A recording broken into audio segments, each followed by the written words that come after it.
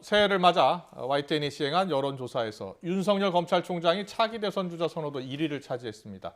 문재인 대통령의 국정 수행에 대한 부정평가는 60%를 넘어섰습니다. 대통령 리더십 연구원장인 최진 세한대 교수 그리고 여론조사 전문가인 배종찬 인사이트K 연구소장 이 두 분과 함께 이번 조사 결과와 새해 전국을 분석해 보겠습니다. 어서 오십시오. 안녕하십니까. 새해 복 많이 받으십시오. 새해 복 많이 받으십시오. 새해 복 많이. 올해 2021년은 정말 정치적으로는 아주 중요한 한 해입니다. 예. 일단 당장 4월에는 재보궐선거가 있고요. 네. 그리고 9월 이후에는 여야 대선 후보 경선이 시작이 되겠죠. 그리고 중요한 내년 3월에는 또 대통령 선거가 있을 예정입니다. 그래서 올해 우리 정치 굉장히 치열할 것으로 보이는데 네.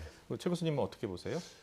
예, 올해를 이제 소우해 신축년이라고 하는데요. 예. 하얀 소우해인데 저는 개인적으로 볼 때 투의 해가 아닌가 싶습니다. 예, 투의 해. 투와 투사가 정말 서로 물고물리는 치열하게 싸우는 지난해보다 2배 정도 격렬한 해가 네. 될 거라고 봅니다. 그래서 올해의 3대 변수를 일단 코로나 백신 변수, 두 번째로는 이제 서울시장 변수, 세 번째로 민생 경제 변수. 예. 이 세 가지를 놓고 여야가 정말 힘들게 세게 또 부딪힐 거라고 봅니다. 네, 여야가 투의 해다. 세게 충돌하는 투의 해다라고 이렇게 분석을 해줬고 배 소장님은 어떻게 전망하십니까? 네, 최진 교수님이 짚어주신 3대 변수에 저도 공감을 하는데 예.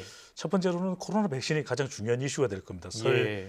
명절 연휴를 거치면서 우리 민심은 코로나 백신 쪽에 집중을 할 것이고 4월에는 역시 보궐선거입니다. 네. 서울시장 선거도 중요하고 또 미니 대선 전초전인 만큼 부산시장 선거도 중요한데 세 번째는 저는 더 중요한 것이 민생도 중요한데 이 10월 이후에 결정될 가능성이 높은 바로 대통령 후보입니다.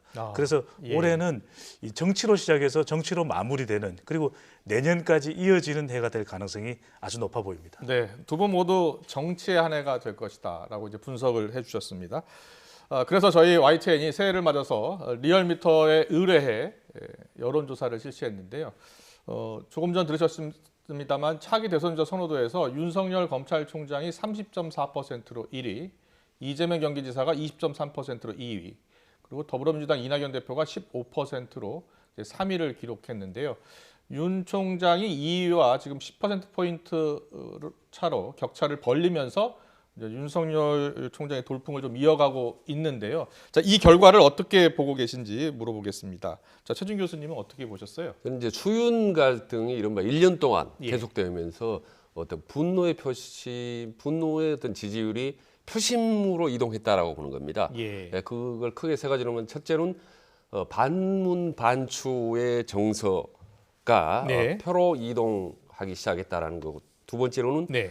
야당 대선 후보 부재론의 그 틈새를 타고 이 표가 뭉치기 시작했다라는 거. 세 번째로는요, 1년 동안 꾸준히 윤석열을 보면서 보여준 의외로 뚝심이랄까? 예. 정치력 이런 부분들이 상당히 좀 어필이 됐다고 봅니다. 네. 본인 스스로는 정무 감각이 없다고 했는데 이번에 1년 동안 보니까 상당히 정무 감각이 있는 것 같습니다. 예. 그래서 이런 세 가지 반문 정서, 야당 대한 부재론, 그리고 윤석열 스스로의 어떤 뚝심 이런 것들을 결합하면서 이제는 서서히 어떤 분노의 지지도가 실질적인 어떤 표로 대선 표, 지지도 표로 저는 이동하기 시작했다 이렇게 봅니다. 네, 최진 원장님은 지난해에 저희 YTN에 출연해 주셔서 네. 윤 총장의 지지율은 예. 추윤 갈등이 지나고 나서 봐야 한다 이런 말씀 해주셨는데 네. 지금 보시면 어떻습니까?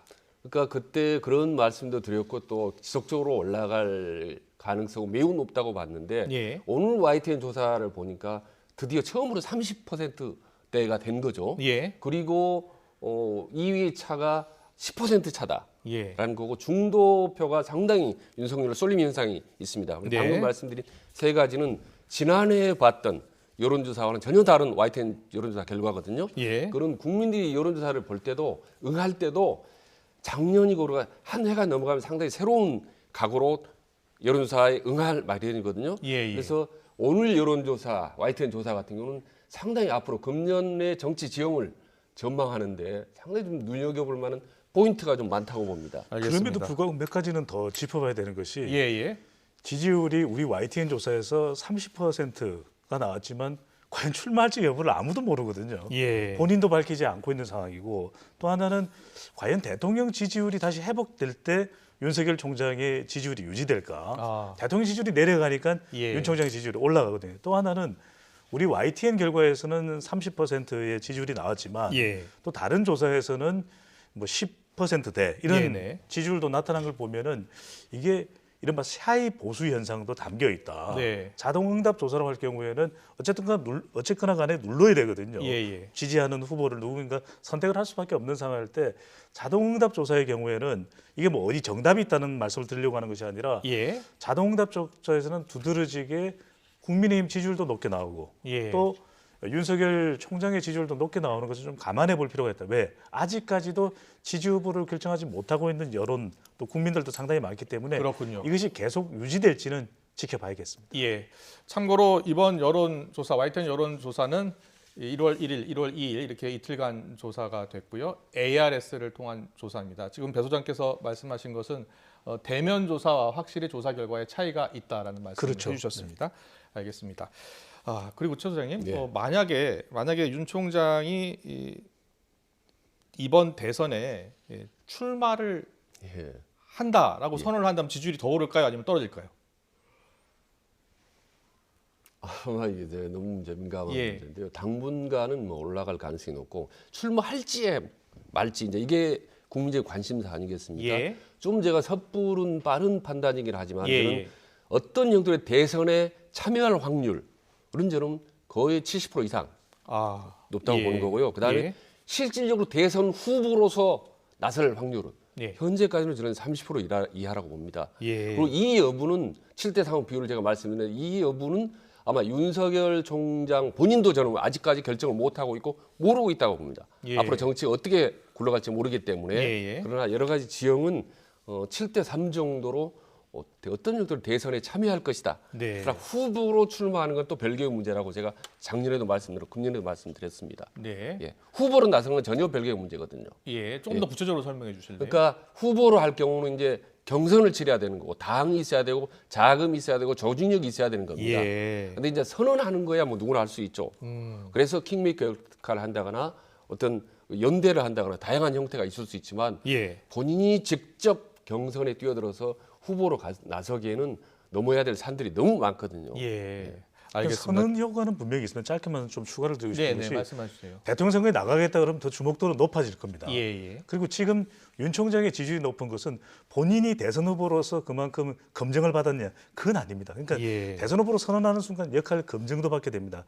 이게 검찰뿐만 아니라 경제, 안보, 또 국민 통합 그리고 외교까지 다 수행할 수 있는 남북 관계도 중요합니다. 그것을 수행할 수 있는 인물이냐 여부는 다른 이야기인 것이고 네. 또 하나는 이제 대권 의지는 윤 총장에게 달려 있겠죠. 또 하나 중요한 것은 이 갈등을 통해서 반사이익을 얻은 것이 윤 총장의 지지율이기 때문에 이것이 계속 지속될까?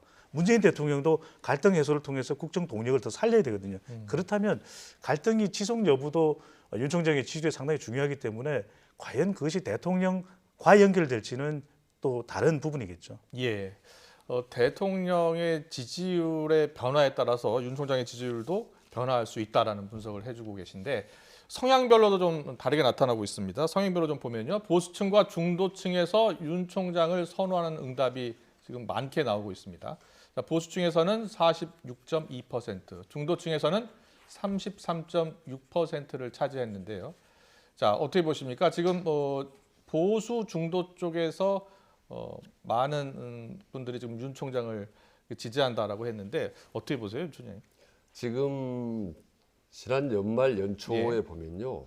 예. 지금 어느덧 윤석열, 이낙연, 이재명 3강 구도가 굳어졌는데 예. 거기서 1위, 2위가 서로 엎치락뒤치락 합니다. 네네. 사실 그리고 지난번 연초에 10번 했는데 8번이 이재명 후보가 사실은 지사가 1등을 했습니다. 예. 그러나 근소한 차이인데 이 1, 2, 3등을 가르는 것이 거의 중도표였습니다. 중도표가 거의 판세를 좌우할 정도로 위력이 강해진 거거든요. 그런 점에서 앞으로 대선 후보도 중도표를 누가 더 흡수하느냐, 끌어당기느냐가 상당히 앞으로 판세에 좀 크게 영향을 미치리라고 봅니다. 예, 알겠습니다. 여권 후보들의 좀 결과도 보겠습니다. 이 리얼미터 결과를 보면요, 이재명 경기도지사가 이낙연 대표보다 5%포인트 차이로 이제 지금 2위를 기록했는데요. 다른 여론조사에서는 이재명 경기도지사 적합도 1위를 차지한 결과도 있습니다.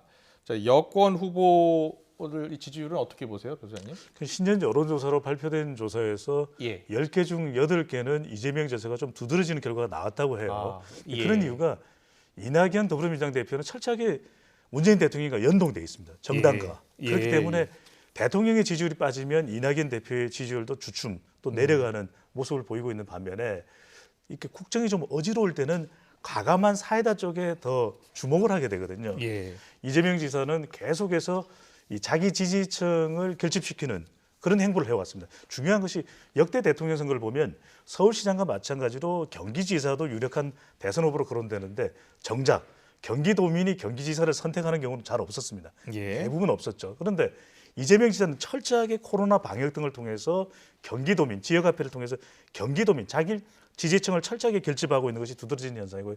또 하나는 외연을 확대하고 있죠. 예. 지역화폐, 재난지원금, 코로나 방역 등을 통해서 오히려 민생 행보에 집중하는 모습을 보이면서 더 중도 외연을 확대하는 모습. 윤석열 총장보다는 중도층에서 낮아지만 중요한 건요. 또 하나 여기서 반사이익을 얻는 겁니다. 이렇게 민감한 현안, 정치 현안에 대해서 검찰과 충돌과 관련해서도 약간 거리를 두고 있습니다. 난 광역단체장이니까 이런 모습을 하반기 또 4분기에 보이면서 이재명 지사가 얻어간 반사이익도 지지율에 영향을 준 것으로 보입니다. 그렇군요. 이 성향별 대선 주자 선호도 결과도 보면요, 진보층에서는 이재명 지사가 38.1%로 가장 많은 지지를 받았습니다. 그리고 20.2%는 이낙연 대표. 이낙연 대표보다 진보층에서 이재명 지사가 크게 앞섰는데요. 이낙연 대표가 새해 첫날 두 전직 대통령의 사면을 언급하지 않았습니까? 네. 이 사면 카드는 어떻게 보세요? 지지율에 도움이 될까요? 저는 일단 중장기적으로 보면 도움이 된다고 봅니다. 예. 지금 상당히 여권에서 반발을 하고 있지만은 저는 이 전직 대통령 사면이라는 정말 대형 이슈인데요. 예. 이거를 이낙연 대표가 혼자 구상했을 가능성은 희박하고 보고 네. 청와대라든지 대통령과 이미 내부적으로 사전 어떤 교감하에 이루어졌다고 봅니다. 저는. 예. 그리고 아시다시피 지금 민심이 그동안에 너무 작년 한 해 분열이었기 때문에 이제는 네. 통합을 해 가야 된다라는 것이 사실 다수입니다. 그게 여론조사 과정에 나타나지 않습니까? 예. 그렇다면 전직 대통령 결국 현 정부 여당의 플러스 효과가 될 수밖에 없다고 보는 거죠. 그러나 지금 아시다시피 친문 핵심 측에서는 반발의 목소리를 높이고 있지 않습니까? 예. 저는 그거는 좀 어떤 그 판단 착오라고 봅니다.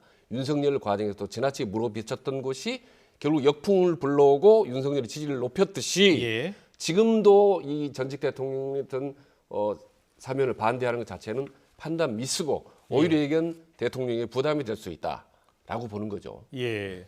변호사님 어떻게 보세요? 정치적 명분은 그럴 수 있다고 보는데 저는 현실적인 공감은 다르다고 보이는데 예. 지금 과연 지지층들이 더불어민주당 지지층, 대통령 지지층이 사면에 대해서 적극적일까? 그렇지 않을 가능성이 상당히 높고 최근에 1년에 두 전직 대통령과 관련된 사면 여론이 그다지 좋지 않았거든요. 예. 물론 여기에는 당사자들이 사과하지 않고 반성하지 않는다는 이유도 있고 또 한편으로는 시기상조다. 네. 좀 더 이 사면에 대한 국민 공감대가 이루어질 때 이야기하는 것이 맞다고 볼 수 있는데 네. 이낙연 대표가 그런 걸 잘 모를 리는 없는 분이거든요. 네. 그런 만큼 좀 뭔가 변화를 시도하는 것이다. 왜냐하면 대통령 도전하는 것을 전제로 했을 때는 이 3월 정도까지가 지금 이제 당 대표 임기가 남아 있습니다. 그렇다 보니까 조금 조급할 수가 있겠죠. 나는 뭐 차별화될 수 있는 것이 무엇이 있는지. 그런데 97년으로 되돌아가 보면 당시에 두 전직 대통령입니다. 전두환, 노태우 대통령, 전직 대통령과 관련된 사면. 예. 결국 김영삼 대통령이 김대중 당선인의 건의를 받아서 사면을 합니다. 그런데 국민 여론은 그 당시 상당히 안 좋았습니다. 예. 네. 조사에 따라서 다르긴 했지만 아. 국민 감정은 상당히 안 좋았는데도 불구하고 결정한 것은 정치적인 판단이었거든요. 예. 그런 만큼 문재인 대통령이 당장 하겠다라고 뜻을 밝히기는 쉽지 않을 것이다. 국민 의견을 좀 보겠습니다라는 의견을 할 가능성이 높은데 그럼에도 불구하고 이낙연 대표가 한 이유는 뭔가 변화를 시도한 포석으로 보입니다. 네, 이낙연 대표는 뭔가 변화를 시도하는 포석이었고 대통령 입장에서는 청와대 입장에서는 상당히 곤혹스러운 그런 상황일 것이다라는 분석이 나왔습니다. 자, 이명박 박근혜 두 전직 대통령에 대한 사면론 당분간 정치권에서 큰 이슈가 될 것 같고요. 이 사면론을 꺼내던 이낙연 대표의 목소리 또 야권의 반응을 차례대로 듣고 이야기 더 나누겠습니다. 사회 갈등을 완화하고 국민 통합을 이루어야 합니다. 그래서 전진과 통합이 함께 실행돼야 한다. 이렇게 말씀드렸습니다. 그 신년 인터뷰에서 전직 대통령 사면 말씀하셨는데요. 적절한 시기에 대통령님께 건의드릴 생각입니다. 지금까지 저는 그 얘기 들어본 적 없어요. 거든요. 네. 그래서 그 일을 어떻게 생각하시는지. 지난번에 만났을 때도 내가 그런 얘기 들어본 적이 없어요. 전직 대통령의 사면을 선거에 이용하려는 시도가 있다면 그것은 용납할 수 없는 일입니다. 네, 야당의 반응은 좀 엇갈리고 있는데요. 지금 나오는 반응을 보면 전체적으로는 좀 신중한 입장인 것 같아요. 자, 야권에서는 어떻게 나올 것 같습니까? 네, 지금 보시다시피 김종인 위원장이나 안철수 대표의 발언을 보면요, 참 비판적이지만 사면을 반대한다는 얘기는 없습니다. 예. 다만 이거를 정치적으로 어떻게 활용을 할 거고 할지 그게 걱정인 거고 이게 어디로 튈지 모르기 때문에 매우 조심스러워하는 그런 이제 모습인 건데요. 예. 저는 어차피 사실 원래 이런 사면 문제 같은 경우는 대통령의 멘트라든지 청와대 말로에서 나오기 마련입니다. 예. 근데 이걸 빙 둘러서 이낙연 대표 입에서 나왔거든요. 예. 그런 이제 대통령도 항상 워낙 신중한 입장이기 때문에 이낙연을 통해서 이렇게 빙 둘러서 저는 이 메시지를 던졌다고 보는 겁니다. 결국은 이게 예, 대통령 예. 뜻이라고 보는 거죠. 예. 자, 이낙연 대표가 이 사면 카드를 꺼낸 것은 중도 외연 확장을 위한 그런 포석이다라는 분석이 많더라고요. 그렇게 보세요? 중도 외연이 확장되면 좋겠죠. 예. 또 귀 기울일 수 있으면 좋은데 지금 중도층들이 문재인 대통령으로부터 이탈하는 가장 큰 이유는 최근에 악재도 있지만 문재인 대통령의 국정 지표에 가장 큰 영향을 주는 것은 경북공입니다. 경제, 북한 예. 그리고 검찰 개혁인데 네. 특히 이제 경제와 관련해서 지금 중소상공인들이 얼마나 어렵습니까? 좀 이런 부분들을 더 집중을 해서 특단의 대책을 이야기했더라면 중도층에 더 효과적일 텐데 예. 이념적으로 구분할 때 사면이 지금 중도층의 최대 현안이야. 이렇지는 않을 수도 있거든요. 네. 그럼에도 불구하고 거듭 말씀드리는 것은 이낙연 대표가 과연 몰랐을까? 아니면은 주변 측근들이 아주 강하게 주장을 했을까? 이건 알 수는 없습니다만은 네. 이낙연 대표가 그래도 조금 중도층에 뭔가 메시지를 던진 것만은 분명한데 이것이 중도층에 아주 효과적일 것으로는 보이지 않습니다. 예, 여권 내부에서는 좀 반발이 계속 나오고 있는데요. 여권에서는 이 사안을 지금 어떻게 정리할 것으로 보세요? 지금 일단은 반발을 하고 그 반대의 목소리를 높이지만 저는 대통령의 뜻이구나라는 것을 점점 인식하면서 예. 반발은 좀 잦아들 거라고 봅니다. 그리고 저는 좀 말씀드린 뭐하지만 이제 여권의 핵심부로부터 이게 예. 이미 오래전부터 논의됐던 협의됐던 문제라는 거죠. 나름대로 이제 정보를 갖고 있기 때문에 점점 뭐 잦아들 거라고 봅니다. 다만 이게 당장 이낙연 대표의 크게 표에 저는 뭐 도움이 될 거라고 생각지도 않고요. 예. 다만 더더군다나 이제 마이너스는 되지 않을 거라고 보는 겁니다. 네. 어차피 전직 대통령 사면을 해야 되는 건데 내년 3월 9일 날 대선이 있지 않습니까? 그럼 금년밖에 할 수 없지 않습니까? 예. 그럼 누군가가 물꼬를 터줘야 되는 건데 그 역할을 사실은 이낙연 대표가 한 거죠. 왜? 사실 이낙연 대표 지지도가 그동안 상당히 갇혀 있지 않습니까? 예. 15%. 그래서 저는 여권 핵심부로부터 지지도를 올려주는 용도로 저는 이낙연 대표에 대한 배려랄까 어떤 지지 차원에서 저는 이낙연 대표의 그 역할을 저는 맡겼다고 봅니다. 근데 뜻하지 않게 여권 핵심부로부터 이제 반발의 목소리가 튀어나온 거죠. 이게 약간 당혹스러운 건 하지만은 시간이 지나면 저는 금방 이걸 가라앉을 거라고 봅니다. 그리고 이제 친문 과외 이른바 이제 친문 팬덤층에 대해서 이 부분에서 매우 거부감을 반대하지 않습니까? 이 무마 차원에서도 중간 징검다리로 친문의 핵심들이 야 우리도 반대한다라는 목소리를 내면서 점진적으로 이 목소리는 저는 잦아들고 저는 결국 두 사람의 사면으로 이어질 거라고 봅니다. 그렇다면 청와대와 사전에 교감이 있었을 것으로 보고 계시는 겁니까? 예, 그렇습니다. 사면이 없이는 절대로 이루어질 수 없습니다. 그래서 제가 단언할 수 있습니다. 이 엄청난 문제를 연초에 말이죠. 당 대표가 불쑥 이걸 대통령이 건의하겠다. 이거는 제가 아는 권력의 법칙상 있을 수 없는 일입니다. 그렇군요. 예, 변호사님도 그렇게 보세요. 대통령이나 청와대에서는 어느 정도 알고 있었고, 그리고 지금 청와대 입장은 공식적으로 건의를 하면 검토하겠다는 입장이거든요. 사전 교감이 있었을 것으로 보시는 겁니까? 교감이 있었을 가능성 분명히 있어 보입니다. 예. 하지만 그 교감이 과연 사면을 이렇게 집중적으로 부각할 정도의 교감이었는지 예. 아니면 검토하겠다. 그러면 시기는 언제든지 달라질 수 있는 것이거든요. 예. 이른바 대선 후보들이 결정되면 야권의 대선 후보에서 주로 이제 96년, 97년에 있었던 대선전을 보더라도 당시에도 보면 이해창 후보가 먼저 이야기를 합니다. 예. 전두환, 노태우 전 대통령에 대한 사면 이야기를 하고 김대중 대통령이 후보가 당선되고 난 이후에 건의를 하거든요. 그런 예. 만큼 이게 좀 더 시기적으로 더 뒤늦게 조율됐더라면 좋았을 텐데 청와대도 이렇게까지 빨리 부각되고 거부감이 있는 사안에 대해서까지도 검토했을까? 이건 좀 다른 차원으로 보입니다. 잠깐 알겠습니다. 말씀드리면 만약에 청와대 대통령과 이낙연 대표가 교감이 있다라는 거를 알려질 경우 어떻게 생각하십니까? 그럼 바로 친문의 강성층에서 문재인 대통령을 공격하고 비난할 수도 없고 그렇지 않을 수도 있고 아주 곤혹스러운 처지에 놓인 거죠. 예. 그러니까 대통령은 부담을 덜면서 대신 이낙연 대표가 징검다리 역할을 해준 거라고 봅니다. 방패막기 역할을 해준 거라고 봅니다. 알겠습니다. 좀 더 시간이 흐르면 알 수 있겠죠. 예, 계속해서 4월 재보선 얘기해 볼까요? 자, YTN 시행한 다른 여론조사 기관이 시행한 여론조사 결과를 보면요, 지금 안철수 대표, 국민당 대표가 지지율이 지금 1위를 달리는 것으로 나오고 있습니다. 네. 가상 맞대결 조사도 나오기 시작했어요. 네. 자, 안철수 대표의 당인 국민의당 지지율보다 훨씬 높게 나오고 있습니다. 어떤 이유 때문일까요? 그러니까 지지도 대선 지지도는 뭐 5% 안팎으로 하던 예. 사람이 서울시장 선거를 했더니 단박에 1위로 확 뛰어 올라왔지 않습니까? 예. 저는 이제 오래 전부터 사실 안철수라는 몇몇 후보를 좀 주의 깊게 봤는데 저는 이게 대선 후보 효과라고 봅니다. 그러니까 대통령 선거의 본선에 한 번 출마하는 사람은요, 저는 플러스 10% 보이지 않는 가산점을 주는 겁니다.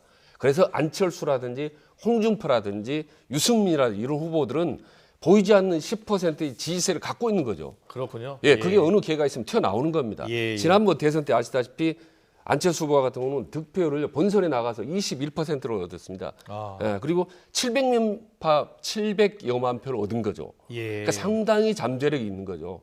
예, 그랬던 안철수기 때문에 서울시장 선거에서 이번에 금방 효과가 나오는 거죠. 예. 교수님은 어떻게 보세요? 지금 여권에서는 박영선 장관이 아직 출마 선언을 하지 않았는데요.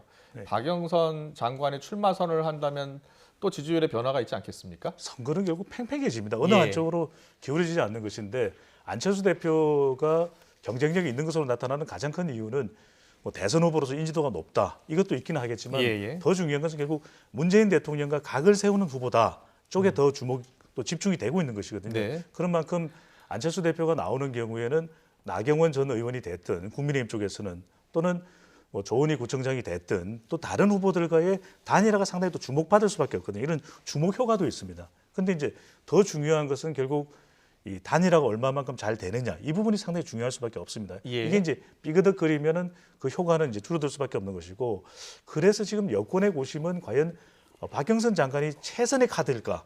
최고의 카드일까? 이것도 있는 것이고 또 다른 변수로 지금 제3의 후보가 나올 수 있는 가능성 또 하나는 추미애 법무부 장관이 나올 수 있는 가능성 또 나오게 된다면은 여권 내에서도 흥행도 상당히 치열해지면서 국민들의 주목을 더 많이 받을 수 있거든요. 그런 만큼 지금 변수보다는 서울시장 보궐선거와 관련해서도 1월 말, 2월 초 좀 더 늦춰지면서 국민들의 주목도를 더 모으는 이런 현상이 일어날 가능성이 상당히 높을 것으로 보입니다. 네.